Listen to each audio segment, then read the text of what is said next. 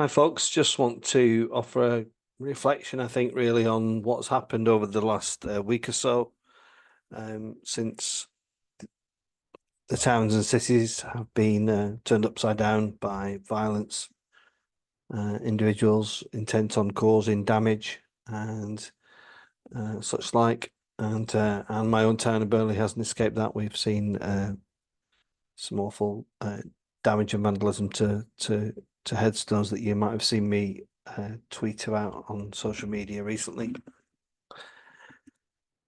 Of course, people want answers, don't they? And they want people to blame and they want to apportion things. And, you know, people tread on eggshells because they don't want to say the wrong thing. They don't want to upset somebody. They don't want to put their foot in it. And don't want to get into biblical, storms do come in and they do pass. And for this storm to settle, I think we need some wise old heads, some calm attitudes, some maturity in the conversations. And what you get quite often on radio stations, I enjoy all those political commentaries as everybody else might. But it does turn into a bit of a bun fight. We're looking to blame somebody. We're looking to point the finger. If it's not Keir Starmer, it's Tommy Robinson. If it's not Tommy Robinson, it's the English Defence League. If it's not the English Defence League, and it's Nigel Farage and so on. I think it's a great question to consider if you were doing sociology or psychology. What is going on in people's heads and minds? And I don't have the answers to that, but I do think that there is something missing in the fabric of our society, and part of me feels maybe that could be a sense of belonging to something. I do think that there's this thing that we can't say about racism that but it exists. I see it, I hear it, I've witnessed it for many years. And just because you tell somebody it's legal to say it, it doesn't mean or stop them thinking it. And that is one of the great challenges for society, is that how do you kind of change somebody's perception of another person or their color or their religion. And Islam, for example, I think there's a real fear from some people that they see it as a threat to whatever it is they stand for. It's a threat to their existence. When my experience of the Muslim faith is it's always been really quite gentle and welcoming and lovely, and very similar to the Christian faith. Is a lot of it centered around food and relationships and looking out for the community. One of the things that I've always admired about the Muslim faith, when you see mosques that are literally jam-packed with people, is this sense of community, this sense of belonging to something.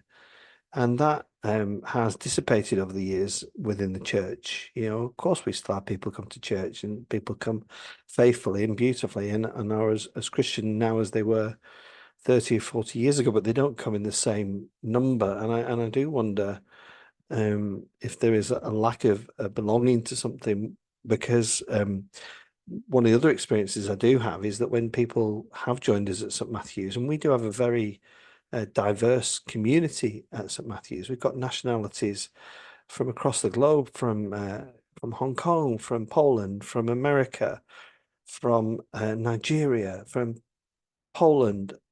It's just wonderful, and it brings so much to the church. It brings different experiences, different stories, different relationships, different ways of doing church. We've learned to kind of embrace that, and we walk together, and it feels great. I'm only speaking for myself. I haven't done a straw poll, but my sense is it feels positive.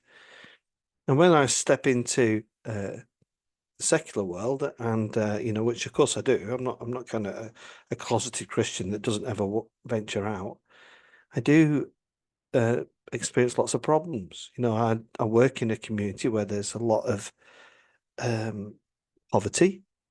There's lots of issues with addiction. There's lots of addiction with housing. There's lots of addictions with mental well-being, and and maybe these people think that they're missing out on something. They're not getting what they're entitled to.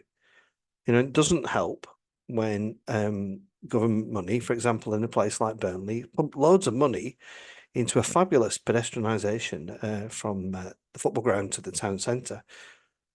I can't lie, it looks fabulous. It's a really good job that they've done. But we've got fly tipping, we've got addiction, we've got people dealing drugs on street corners, we've got people struggling with alcohol addiction. We've got lots of single parents. We've got lots of people who just can't afford to provide good experiences. At St Matthew's Church, we're very lucky. We've got a community fund that we spend a lot of money. We spend a lot of money to try and support people. And so I think there's so many things to unpack. But I think sometimes these TV shows, these talk shows have got a lot to answer for. You know, they're responsible for 24/7 television and radio. They have to fill space. You know, I've had a reasonable moment in the spotlight. You realise how fast paced it is. You know, I've been on telly where literally you're wheeled in and wheeled out. Thanks for coming in, and you're completely forgotten about, unless something else interesting appeals to the people who invite you onto the radio or the TV. So there's a lot going on. There's a lot going on, and you know, I genuinely, you know, I'm not thick. You know, I understand the working class. I am one. Um, I will never buy the notion that violence, smashing windows, vandalizing headstones is a viable option. You know, and the only way you will ever solve any issue like this is through talking. You know, otherwise, and you know, it really frustrates me. What have we learned from history, from all the battles and scars that we've got from historical events? You know, and if we can't learn, well, maybe that's the problem. Maybe we haven't learned enough. We haven't learned enough. But I do think there's lots of things we need to do. We need to calm things down. We need to be prepared to listen to people who want to smash up a window. I'm not saying give them airtime and tell them what they're doing is right, but understand, listen, explore what the problems are, what the real problems are. And I think when we explore those real problems, it will have nothing to do with faith.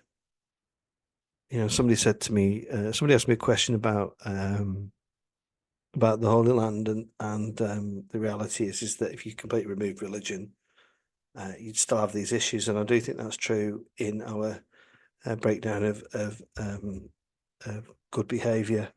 You take any religion you like out of the equation, I don't think your battling's going to stop. This is about people's well-being. This is about people's thinking.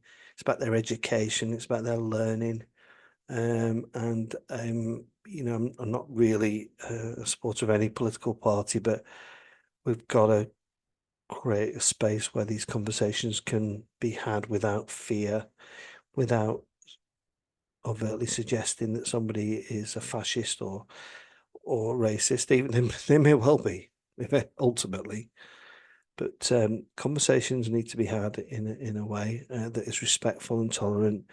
And I know people will think that I'm being an old romantic, but you know, through humility and kindness and compassion and understanding and listening, it's reflective of the faith that I follow. That's a true reflection of it. And by understanding each other a little bit better and the problems that we all are worried about, then together we might be able to find a solution. But no guarantees. There's the phone, so better go. So thanks for watching. God bless you all.